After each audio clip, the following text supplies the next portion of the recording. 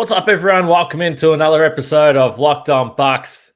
And the show rolls on, Frank. Greece maybe gave fans a few nervous moments, but in the end, a big fourth quarter from Giannis was the main driver of a win for Greece in this first knockout stage game. They'll move through to fight another day, which is going to be fun. We'll talk about that, a matchup with Germany, and we'll break down this win because it was an interesting performance from Giannis throughout. So let's get started. You are Locked On Bucks, your daily Milwaukee Bucks podcast, part of the Locked On Podcast Network, your team every day. Welcome to Locked On Bucks. I'm your host, Kane Pittman. You can see and hear me on this show daily and also find my work over at ESPN alongside me, the founder of brewhoop.com and longtime voice of the podcast, Frank Madanides. And we are very excited today. A hard-fought win, we'll call it that, for Greece. But 31-21, they outscored the Czech Republic in the fourth quarter and get this win 94-88. Giannis finished with 27 points, 10 rebounds. I said hard-fought before, but this was a hard-fought 27 points as well.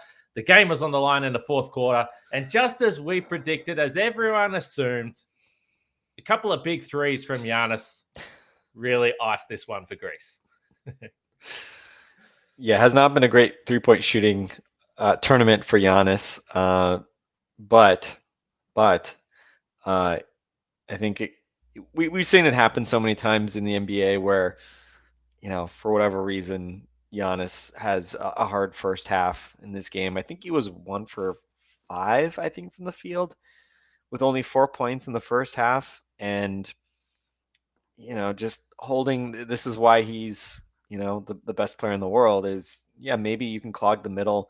Greece starting Papagiannis alongside, I'm still thinking back to just our jokes about Papagiannis and Giannis and Floppy-Giannis and all that. But I think Greece was probably too big and a little too congested in the first half. Give the Czechs credit. Jan Vesely hit a bunch of stuff from the lane, and that was about as good of a first half probably as they could have expected for the Czechs, leading by 4 going into the break. But Giannis 12 points in the third quarter, 11 in the fourth quarter, and it was just sort of the inevitability of Giannis, just kind of ultimately winning out. And jump shot was, for the most part, not really there today. He did hit a really nice turnaround at one point in the third quarter when he was starting to make his move. But in the second half, Greece basically goes small, very little Papagiannis. I don't think he played at all. I think he started the second half, but then I think he got pulled at some point midway through the third quarter, I think. And I don't think he played at all in the fourth quarter as Greece kind of went with the smaller group. I didn't hear about Kostas if it was injury related or why he didn't play, or if it was just simply the size thing. But again, we've obviously seen that story for the Bucks, closing games in the NBA with Giannis at center. And I think in this format in particular, where Greece, Papagiannis, and Kostas Antetokounmpo, these guys are not floor spacers. They will not be confused for Brook Lopez or Bobby Portis by any stretch of the imagination offensively. And it just seemed like everything kind of opened up a lot more for Giannis, playing with that smaller group. And they switched defensively. I think kind of took away some of the things that worked early for the Czechs.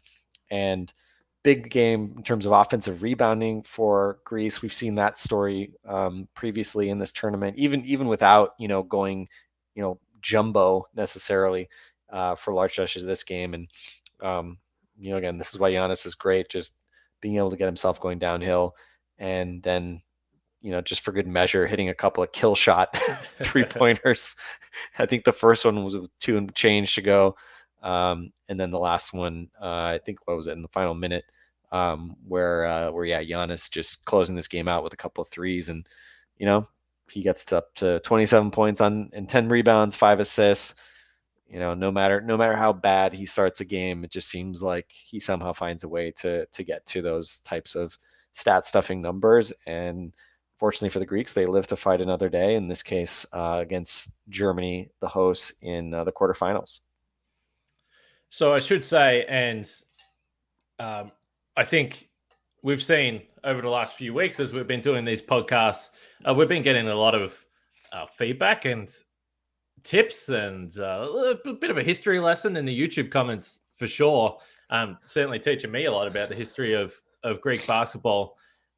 And I think one of the guys that's been a big part of this team for a long time, Nick Kalathis, and you've spoken about when you talk about Papagiannis not being a shooter. Kalathis, I think, historically, I think we've seen has been a bit of a reluctant shooter. And I thought it was interesting tonight because even when they did go small, because of the way that the Czech Republic were defending Giannis, and let's be honest, he's no stranger to seeing 2 or 3 defenders at him in his face every time he catches the ball. But Greece got up 39 3-point attempts today. So they knew that they were going to have to shoot the ball, and we've spoken about the fact whether the 3-point shooting would hurt this team moving forward. But Nick Kalathis was 3 for 5. He knocked down some of those threes today. And, overall, only 30%, which actually maybe makes Giannis feel comfortable. He's used to, in big crunch games, the team shooting about 30% from 3. But they knocked down some big ones, and it just allowed them to stay in the game in the first half, and then Giannis was able to find some space. And then, as you mentioned, he knocked down a couple for himself there. But I thought the interesting player that came into this game, Arcus. He only played 12 minutes in this game. They brought him in the third quarter, and Giannis gave him a big hug after the game because he was a bit of a spark for this team. Now, he was definitely fired up, and he definitely was looking to get his shot off whenever he was able to touch the ball, because I think he might have been just a bit excited. But he did create a spark. He had 8 points in his 11 minutes, 3 for 7 from the field, and they just needed someone else really to contribute.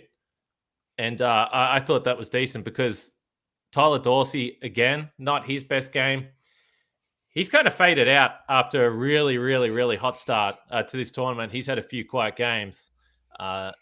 It would probably be handy moving forward because they are still kind of searching for this second scorer on this team, but it seems to be more of a collective on any given night. Yeah, I mean, you look at the box score. I mean, Agravanis, who's had, some very nice performances at points in this tournament, played 1 shot, 11 minutes, didn't score. Dorsey, as you mentioned, 1 out of 5, only played 19 minutes, 6 points. And it's interesting. I mean, Slukas did score 10 points, and I was surprised to see that he only hit 1 out of 2 threes. I think it was a pretty big 3, and I want to say in the fourth quarter, kind of like a pull-up. But yeah, I mean, this has obviously got to be something. I mean, it's true for every team, right? You just have to have enough depth, and these single. I mean, now it's single elimination.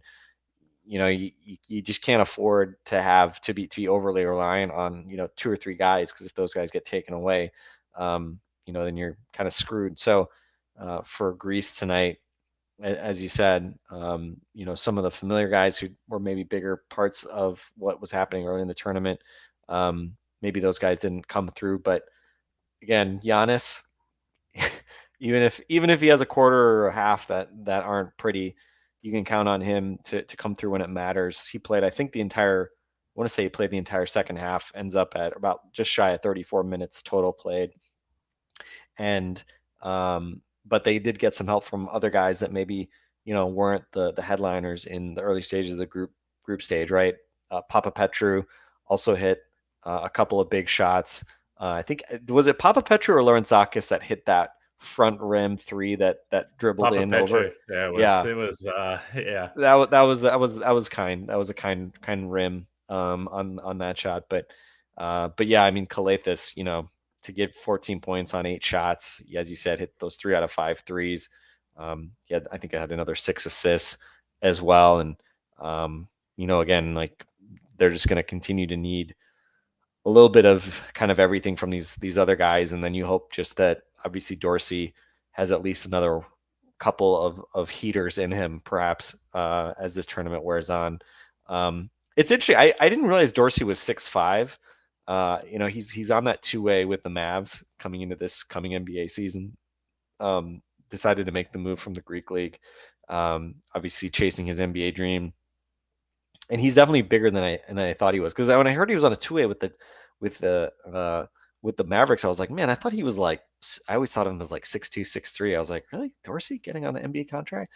But no, he's got solid size for a two, and obviously tonight didn't necessarily come through in the way that we've been seeing him. But yeah, I mean, I think just the Greeks have shown that when they really need to defend in these kind of crunch time games that they've had, a number of them at this point. The first couple group games had big leads, and then kind of things got a bit uncomfortable late. And now today again, just we see Giannis able to anchor a defense, and they're able to put enough size and switchability and maybe not explosive athleticism, but kind of scrappy guys that can defend, especially within kind of a FIBA context. So we'll see if that formula can continue to carry them. And part of the obviously American fans, people love March Madness because of the randomness and unpredictability of a single elimination tournament. And now obviously that's where we are here with EuroBasket, and makes you a little nervous, right? Because obviously Greece still undefeated, and with Serbia now getting eliminated by Italy, again, like we talked about the bracket the other day, Serbia being on the other side, but Slovenia also on the other side. You got to play the hosts here in this next game. That won't be easy, but Spain is the other top seed that you could face in the semi before a potential matchup with Slovenia or a rematch with Italy. Can't ask for kind of a better break to the bracket really than that. There are no gimmies in there, especially in a one-off scenario, but it's obviously a great opportunity for Giannis and this Greek team to make a run and win a gold medal. Yeah, 2 wins for a shot at a medal and 3 wins for what we hope will be the gold. Speaking of gold, if people are looking to win gold, head to betonline.net. Now, unfortunately, as we're recording this, we mentioned the NFL, and you can find all your NFL stuff over at betonline.net. We spoke about the Packers-Vikings rivalry. I didn't watch the game, but I woke up this morning and checked the scores. Looks like a tough day at the office for our Wisconsin NFL Packers fans. Tough day. Well, really a global brand, the Packers, actually. So fans all over the world. I got a few friends here in Australia that are very grumpy on a Monday afternoon. But you got to look at the positives. There's another game next week. And head to betonline.net to find out everything you need to know about the NFL, futures for the rest of the season as well. And also MMA, boxing, golf, baseball, plenty of stuff you can find at betonline.net. And also the NBA, which, by the way, we are now only 3 weeks away-ish from the Bucks' first preseason game, which I know we've been caught up with the Greece stuff here at EuroBasket, but the NBA is right around the corner as well. So head to the website today or use your mobile device to learn more about the trends in action. It's BetOnline, where the game starts. By the way, I have to say, I decided to record the Packer game today and sort of, I basically recorded the first half and watched it on DVR so that I could, football's great with 30-second fast forward because you can basically watch games without, you just literally only watch actual football being played and not any of the kind of in-between stuff. So I was able to speed watch through a pretty miserable first half, and then I had some errands I had to run. So then I ran some errands, and I was like, well, I don't have much hope for this game based on the way that first half was going. And also just the injuries. I was kind of like not really sure what to expect of this game, given the Packers have like no offensive line, and their receiver core is a question mark even before Alan Lazard was ruled out for this weekend. So I was kind of like, And of course, last year, Packer fans may very well recall that the Packers got absolutely stomped in the first game of the season last year against the Saints. So, let's just say this: I was not happy with the result, but I was very happy that I just had it on DVR.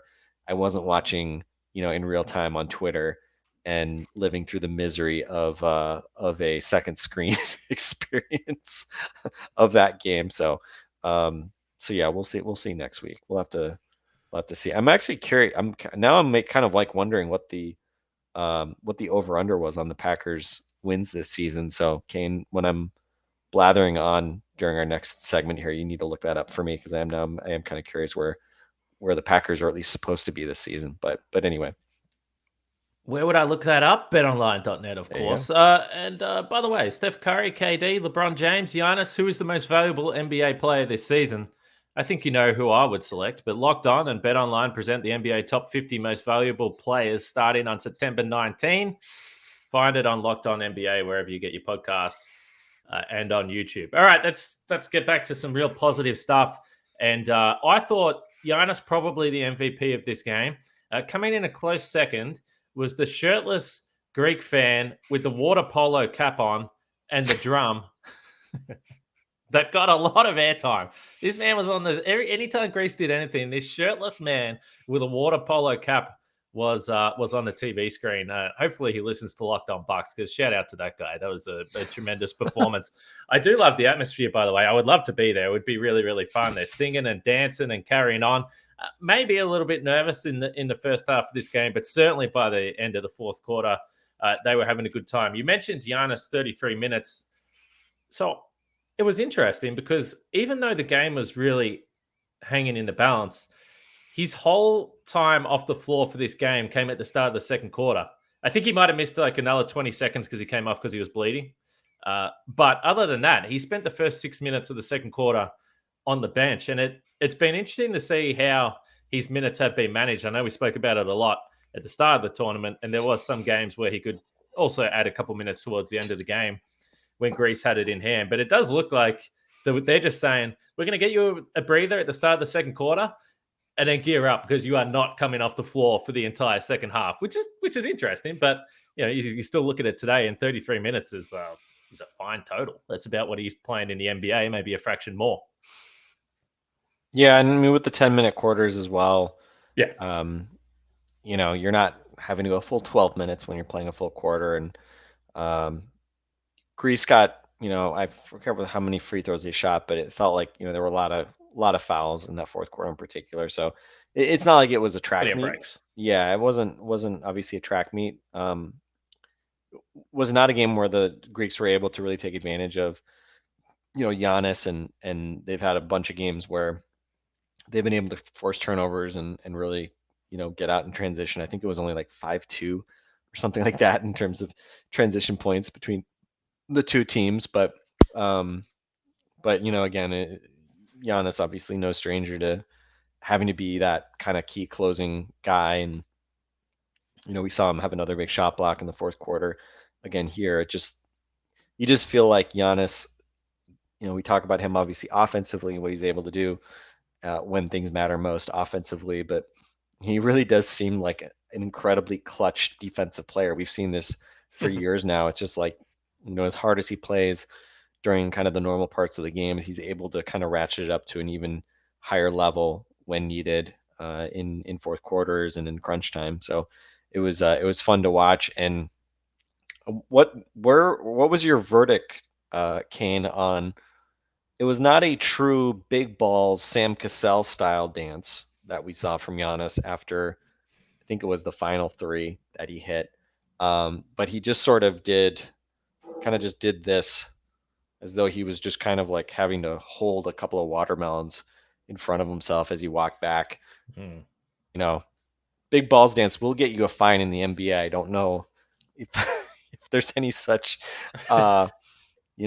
if it's also similarly verboten in FIBA play, especially in Germany. But it was a good modification, I felt like, because it was just like, he's just putting his arms out. So wasn't a true big balls dance. I feel like you can't find him for that. But I think it conveyed the same message. It looked to me like this was a man that was cradling a set of wallabies. So now the still photo, the evidence tells me from the still photo that this is irrefutably a big balls dance, but the camera kind of missed it. Not great camera work on the Giannis celebrations, but he certainly doesn't mind celebrating when he knocks down those shots. And as you pointed to, it's not the first time that he's actually hit. I remember we had a conversation during the Bucks season, and we were talking about the fact that Giannis really does want to go for the kill shot with a jumper. We've seen him with layups before, but we've seen him multiple times trying to go for whatever you want to call it, trying to knock down a jump shot, which some people may say is not the highest percentage look that he can get, but he has hit a few of them. And when he overtook Kareem as the scoring leader for the Bucks, that was very late in the game in Brooklyn. He knocked down a 3 there. So he's got a couple of them. I still like the fact that he is happy to take those shots, but early in the fourth quarter, he had 2 attempts in a row. He basically reloaded and had another go and missed it there, but then he was able to hit the 2 late. So I think he can certainly celebrate. So this Germany game, though, if we look ahead. So first of all, we're going to get a good look at Dennis Schroeder, who we spoke about on the last podcast. So I kind of hope that Dennis Schroeder has a really, really terrible game. But, that's not going to necessarily change my mindset on whether I think he should come to the Bucks. But hopefully he plays terribly. But just from a lineup point of view then, because you've spoken about the big lineup, I think it makes sense that even though Papagiannis has had some decent moments, it makes sense just for the functionality of the offense that it can get bogged down a little bit there. So you come up against Germany, they beat Montenegro and Daniel Tice started. Franz Wagner is in there as well. So they do have a little bit of size. It's Daniel Tice though. I mean, would you start Papagiannis? My assumption is that he will start, but I'm just curious to see how long they stick with this big lineup. I mean, would I? You wouldn't start him. Would I start him? No. Yeah. But and it's not. It's really a couple things, right? For one, he's a guy that, and he's a very good, European, like EuroLeague type of player, right? Not that I'm watching a lot of Papagiannis, but I've read enough about him. He's become a very good player in Europe. And, shot blocker. I don't know if he's a great defender, but seems like he's at least found a niche as kind of a, kind of traditional rim protector.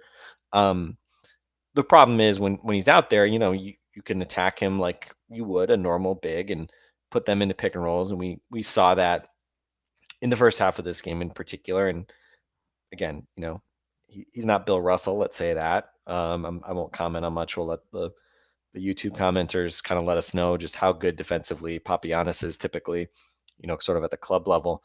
But he's someone that you can attack, and I think you're obviously not going to. I mean, they obviously were not switching with him, and I want to say I don't believe they put Giannis on Vesely initially, but then as the game wore on, Giannis was on Vesely more and more, and if they ran a pick and roll, they would just switch it, and Vesely he had a it's not like he went scoreless after that kind of fast start, but he did not keep up the pace that he had early on in this game. I think he have like 12 points in the first quarter, I think, something like that.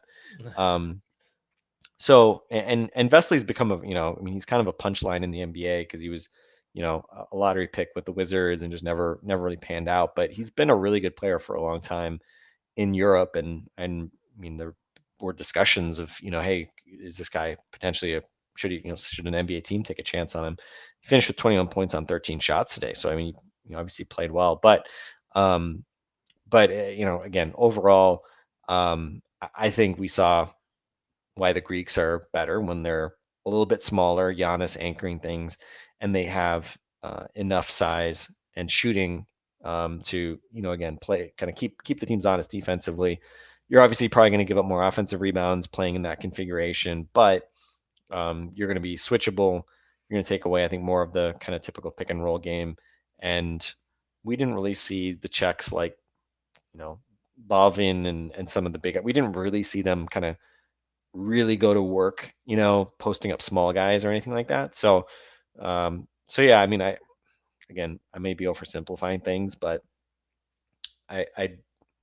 it's not just what Papagiannis does defensively, but I think also just they run a lot of high screen and roll with Papagiannis, and it makes sense normally that you would do that because I think he's, that kind of is a way to exploit some of his ability.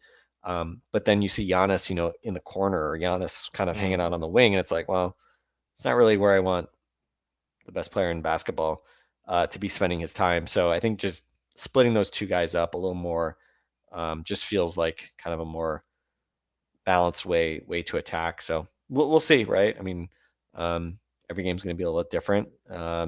And it was interesting not to see Kostas really at all today. And again, I don't recall if that was injury related or what. I didn't hear anything on the broadcast I watched that had an explanation. Obviously, Kostas played in the previous game, so he has been nursing that knee injury, but did come back. So so hopefully, they have a little easier time of it than they did today.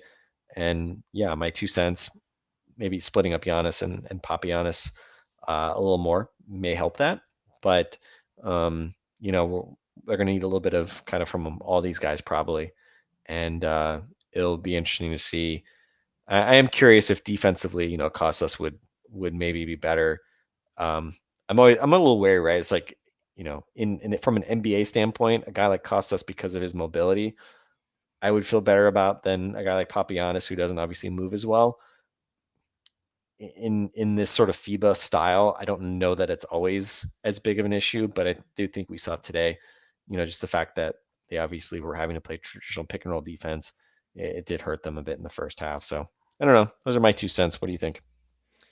Yeah, he still played 18 minutes, 8 points, 5 rebounds, so +5 in that stretch there. So I think it's not a new conversation. It's why I think in the NBA, even with more space on the floor, a guy like Clint Capella, if your offensive capability is that you're a roll man that can finish lobs or just finish in the paint, it just doesn't really make a lot of sense offensively with Giannis, particularly in the FIBA game where everyone is so cramped. And it's like, okay, well, ideally, Giannis doesn't have to be a floor spacer, and he attempted 8 threes in this game himself. So I would expect that Papagiannis will start with Daniel Theis probably starting at the 5 for Germany. But yeah, I am curious to see what those minutes look like towards the end of the game. And we've seen it at the NBA level for the last few years. Giannis has been a closer, even with a guy like Brook Lopez that spaces the floor and knocks down all those threes. Sometimes defensively, it just makes more sense to have Giannis at the 5. So I think that we'll see that as the fourth quarter lineup, but I think that he'll still start in this game. That would be my guess. And Germany, I'm just looking at kind of their prior game, right? So they started Theis and Johannes Voigtmann, who is a traditional, more of a, he's 6'10", kind of more of a traditional type of center. He played 26 minutes, only had two points in the round of 16 game against Montenegro. So so we'll see. But I mean, Germany plays pretty big. I mean, Franz is playing as a small forward to start at least. And Franz obviously 6'9", 6'10". I would think of him typically as more of a FIBA 4-man. So I'm guessing Papa Nicolau probably plays on Wagner. It will be interesting to see how they kind of match those things up. But Germany certainly between Voigtmann and Theis, those two guys combined to take one 3-point attempt in the previous game. So they're not a couple of bigs that are stretching the floor a whole lot. So hopefully that means for Giannis that he can kind of sag off a bit and roam, right, which he's obviously probably the best in the world at in terms of playing off and playing in space, being that kind of free safety defensively. Yeah, and I think the Giannis intimidation factor is why you haven't seen a lot of mismatches being taken advantage of as well, because they know that Giannis is lurking there behind. And the other thing is when they play small, this is a pretty pesky Greek defense. Another 3 steals for Calathes here, and where the offense can get bogged down in the half court, those steals generally get the ball to Giannis, and you're going to get some quick points or a foul as well. And he was 9 for 12 from the free throw line today as well. So he's his 80% streak was snapped though, Kane. This was we talked about the other day. He was 80% from the line in 4 straight games, first time since, at least from an NBA standpoint, since December 2017 that he had that. He missed 1 free throw in the last couple minutes. He missed the front. It was the front end of that 2-shot attempt. If he makes that, he would have been above 80% for the 5th straight game. He has to settle for 75%. We'll take it.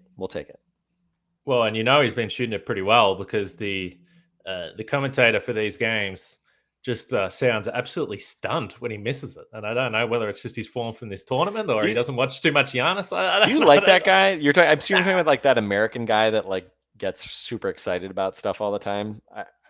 It's a bit awkward, but it's But what I will say is those guys typically, from what I understand, they do these FIBA tournaments and they have to study all these teams and then do multiple games in a day. So, yeah, I have to tip my hat. It's a pretty difficult job, I would say. That guy, I think Jeff something is his name, clearly knows international basketball, like, plucks random facts about guys. Like against Belgium, there was, I think it was in the group stage game. I forget which guy. One of the big guys had like a kind of a dirty foul, like a pushing Giannis in the back type foul. And he was going, he's like, that's not the kind of player he is. That's not the kind of player he is. We've seen him for all. Yeah. And I was just kind of like, okay, like if you've seen this dude play club basketball, respect. But I don't know. There's also the fact that he calls him Antetokounmpo. Like, I get it. Like, even Giannis will like say like Antetokounmpo, but like Kumpo, no, come on, man. Like, I get it. Not everybody's gonna call him, Antetokounmpo, like us OG Giannis Bucks fans. But yeah, I don't know. That guy, and he just kind of gets like overly excited at times, where it's just like it doesn't, I don't know. You know what I think of when I hear that guy? I think of the Eric Bledsoe radio call against the Sixers. Oh my God. The Sixers radio guy just losing his mind at Eric Bledsoe throwing a basketball, at Joel Embiid, and the most violent act I've ever seen in years, or whatever. That's basically the something about that guy's voice just makes you think of that. So anyway, these are the announcers we're stuck with. So it is what it is. You just have that on your soundboard? Out of here! Are you kidding me? Unbelievable! I have not seen a violent act like that in years. Get him out! Unbelievable! Come to think of it, that should have been the response on that foul on Giannis. Yeah. That should have been that response. Yeah. All right, let's wrap this up. Oh, by the way, it's a Bucks podcast, which is why we always try and go through all the plays. So Thanasis again didn't have a great day at all. We spoke about the fouls the other day, and again, just silly fouls. 4 minutes, 3 fouls. It's just he's just too aggressive. I don't think he can be trusted at the moment defensively to stay out on the floor. He had one moment where at the end of the quarter, he had a nice closeout, had a block shot, and then I think he got a tech because he was celebrating straight away in front of the opposition bench. So he is just so fired up right now, and I don't think it's helping his cause on the court, unfortunately. I like, just on the topic of FIBA refereeing in general, I have to say there's got to be like 2 or 3 times a game where like I don't even really like know what, like there's a technical called, and I can't really follow, like, because they do call these technicals for like unsportsmanlike. We've talked about obviously the the unsportsmanlike transition take fouls a lot, right? Because of the impact on Giannis, but they just call a lot of stuff which we don't typically see as much, like and we've talked about Dorsey getting called for like a leg kick, and that was called, I think, a technical foul. I don't know, but it does seem like there's just random technicals called, and there's never really much of an explanation given for what the heck happened. So yeah, I had no idea what happened with any of that, and it's just like, oh, okay, there's just free throws being shot. Okay, I get, sure, okay, that's fine. Yeah, that's why I didn't want to absolutely pin it on him, because it actually might not have been on him. It might have been on the coach, or who knows. But they picked up a few techs, through the course of this game. So anyway, we'll see whether Thanasis can bounce back in the next game. He's certainly getting minutes early, but the last few games he just hasn't been able to stay on the floor. So we'll see how that plays out. All right, Greece and Germany, one night off, and then they'll get stuck into that. And that will give them a chance to move on against Spain, or who is it? Spain or who? Do you know that off the top of your head? Spain or I had the bracket up. I had the bracket. Is France? France is on the other side of the bracket, right? Yeah, they're playing Italy. Okay. So hey, Gobert versus Jokic would have been a fun matchup, but now Jokic is gone. That is not going to be the case. So France and Italy will play there. But anyway, Greece. Simon Fontecchio against Rudy Gobert. I mean, that's a lot of NBA fans going to be tuning in for that one, I'm sure, to see the Jazz's prized Italian import for this coming season. Fontecchio played really well against Greece, so I'm only half joking here. But yeah, we'll see. One game at a time, Kane. One game at a time. Let's just focus on Germany. Let's focus on Germany. Yes, keep the focus on Germany, but it's Finland is the other team. Larry Ah, Markkanen's Larry Markkanen. Yeah, been went going crazy off. today. Yeah, exactly. So it's going to be fun. We're going to continue the coverage here. So thanks to everyone that's been subscribing along the way. Check out the Locked On NBA podcast as well to keep up to date with all the latest NBA news. You can find that wherever you get your podcasts. And we'll be back after the game against Germany, hopefully winners again and rolling on through the bracket to take down Larry Markkanen for once and for all. Speak to you guys then.